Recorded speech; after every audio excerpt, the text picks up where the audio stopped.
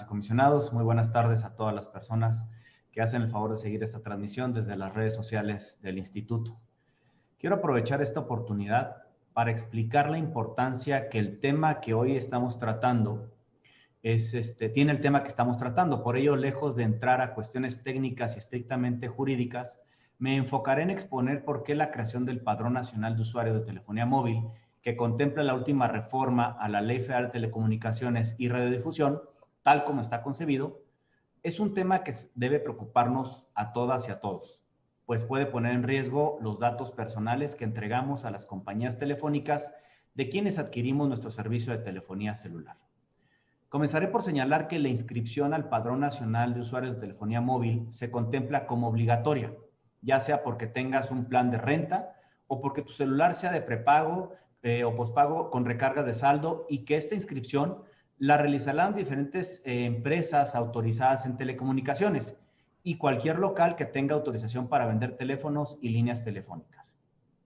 ¿Qué va a pasar entonces si decidimos no proporcionar nuestros datos? La consecuencia inmediata será la cancelación del servicio, es decir, no hay opción. Si se quiere continuar con la prestación del servicio de telefonía móvil, tenemos que entregar nuestra información para su inscripción en el padrón, eliminando así el principio del consentimiento como eje rector de la protección de datos personales, en donde cada quien decide y puede decidir libremente si otorga o no la información. Es cierto, estrictamente se tiene la opción de no entregar su información, pero esta aparentemente facultad de decisión no puede ser considerada como consentimiento, en tanto que nace condicionado a cambio de mantener o adquirir una línea telefónica. ¿Y quién en nuestra época actual estará en posibilidad de renunciar a su teléfono celular cuando se ha vuelto una herramienta indispensable para un número importante de las actividades cotidianas? Sobre todo en estos tiempos de pandemia. Por lo que el efecto de la reforma es claro: tus datos a cambio del celular, no hay opciones. Paradójicamente, esta determinación, además de que puede violentar los principios de protección de datos personales, también podría limitar el derecho a la información, al condicionar el libre acceso a la información plural y oportuna, así como a buscar, recibir y difundir información e ideas por cualquier medio de expresión. En México, el Estado debe garantizar el derecho a la información, el derecho al acceso a las tecnologías de la información y comunicación, así como a los servicios de radiodifusión y telecomunicaciones, incluido el de banda ancha de Internet, y no limitarlo. Y a todo esto, ¿qué datos son los que se tienen que proporcionar para poder tener una línea celular? El número de teléfono, la fecha y hora de la activación de la SIM, el nombre de la persona y su nacionalidad, el número de identificación oficial con fotografía o CURP del titular de la línea, el domicilio del usuario, los datos del concesionario que otorga la línea, el esquema de contratación, los datos biométricos del usuario, que son, por ejemplo, el iris, las huellas dactilares, los rasgos de la cara, entre otros. Quiero hacer aquí una precisión. Nadie en el mundo comparte los datos biométricos. Son datos únicos e irrepetibles, de ahí su importancia y la trascendencia que pueden tener. No quiero dejar de mencionar que, si bien acabo de dar una lista de los datos que se pretenden obtener, la reforma a la ley que ahora comentamos no establece con precisión cuáles datos biométricos son los que se entregarán para la integración del padrón, y tampoco cómo sería el procedimiento para acceder a ellos, por lo que podría vulnerarse también el principio de certeza jurídica, que quiere decir que todas las personas deben conocer con claridad cuáles serían las condiciones de actuar o no en determinada forma. Este padrón surge bajo la premisa de que facilitará la investigación de los delitos que se cometen con equipos celulares, como secuestros, extorsiones y acosos. Entonces debemos preguntarnos, ¿es realmente necesario e indispensable que entreguemos toda esta información para lograrlo? Aparentemente la respuesta es no.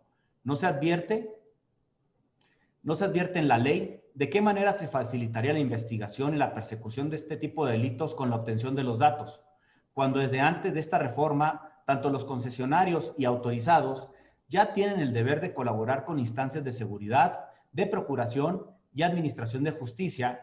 Pueden existir otras formas que se podrían implementar para disminuir estos delitos.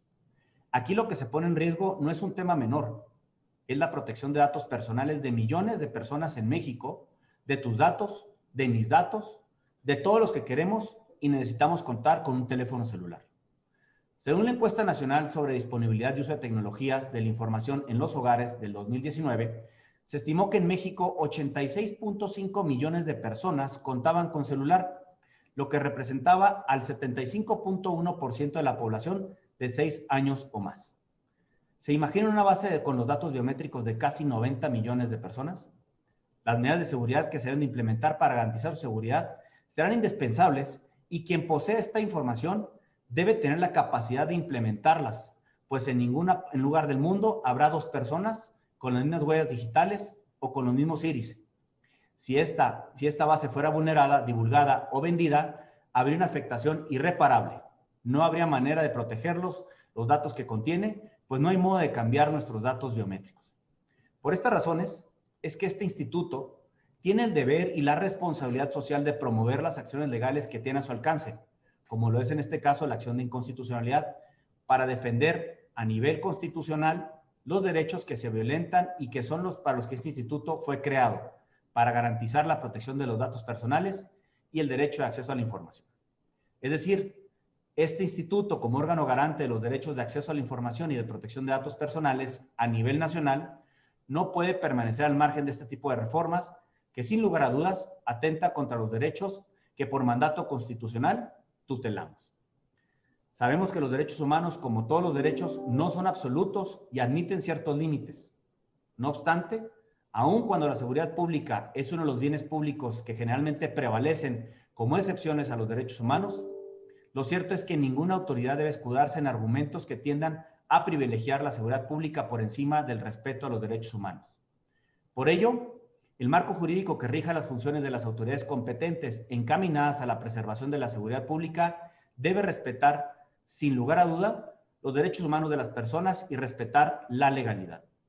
Pues, tal como lo ha sostenido la Suprema Corte de Justicia de la Nación, sería inadmisible constitucionalmente darle a la seguridad pública una interpretación que permita afectar los derechos de las personas, pues su razón de ser consistente precisamente en procurar el goce de esos derechos y de esas libertades. Así, quiero concluir que la persecución de los delitos es un tema que nos debe preocupar a todas y a todos y que el Estado es el responsable de velar por la seguridad de los habitantes. Por ello, no puede ni debe ser razón suficiente para restringir las libertades y derechos humanos de las y de los mexicanos. El costo que pagaríamos por esto puede ser muy alto. La entrega de los datos biométricos de todas y de todos nosotros en las condiciones planteadas consideramos excede por mucho la finalidad de la ley que se reformó. En esos términos, acompaño la propuesta de promover la acción de inconstitucionalidad que hoy se somete a nuestra consideración para que sea nuestro máximo tribunal del país, la Suprema Corte de Justicia de la Nación, quien decida sobre la procedencia de las modificaciones a la Ley Federal de Telecomunicaciones y Radiodifusión. Es cuanto, comisionado presidente.